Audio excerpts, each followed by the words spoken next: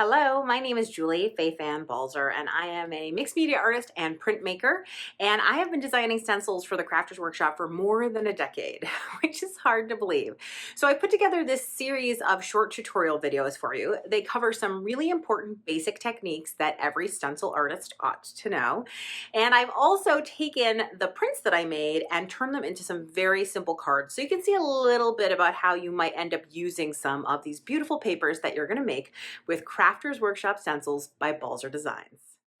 So I'm using a gelatin plate and I have acrylic paint. I have put out a small amount of paint. This is really important for this technique. This is not a lot of paint. Placing my stencil down onto the plate, and I'm using some scrap paper to remove the paint through the plate. Now we've seen this technique before, but again, I'm using a small amount of paint. That's really important, and the reason for that is I don't want to wet paint underneath. This is pretty much dry already. It's just a tiny little residue that's left.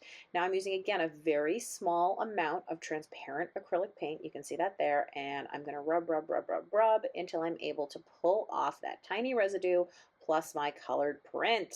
Doesn't that look great? And now I did this a couple times for a couple different colors so that I would have several pieces that have the same stencil design on them. And now I'm going to cut them into strips of varying widths.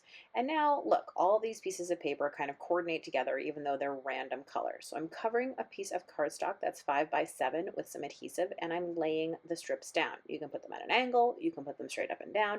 It's whatever you want. Because I printed onto copy paper, the paper's a little bit floppy in terms of nestling it in, so you have to use 2 hands and really be careful when you get it in there.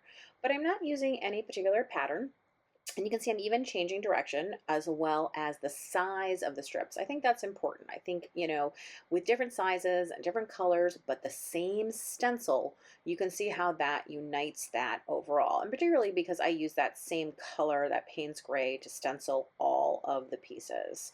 So this is a really fun way to have stenciling and to have it be there, but to have it not be quite so in your face. So I'm just trimming away the excess, and now I've cut it down even more and mounted it onto a 5 by 7 craft card.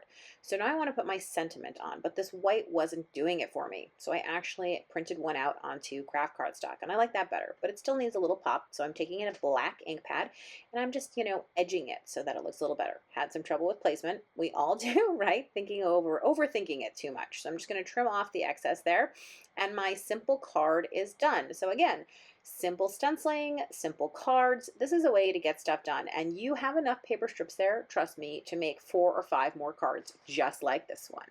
Thanks so much for watching. If you'd like more great stencil content, I do have a free email course called Stencil 101. And of course, you can visit my classroom site at balzerdesigns.com and find lots and lots of classes of all kinds.